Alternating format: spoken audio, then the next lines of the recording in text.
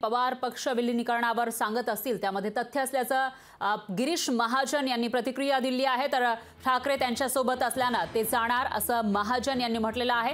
काल शरद पवार यांचं एक वक्तव्य समोर आलं होतं ज्याच्यामध्ये अनेक पक्ष हे काँग्रेसमध्ये विलीन होतील असं शरद पवार म्हणताना दिसले होते आणि त्यावरून गिरीश महाजन यांनी आता प्रतिक्रिया दिलेली आहे। पवार पक्ष विलीनीकरणावर सांगत असतील तर त्यामध्ये तथ्य असेल असं गिरीश महाजन म्हणाले।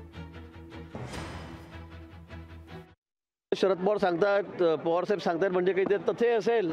जुने जाणकार नेते आहेत, मला वाटतं तर त्यांच्यासोबत शिवसेना आहे।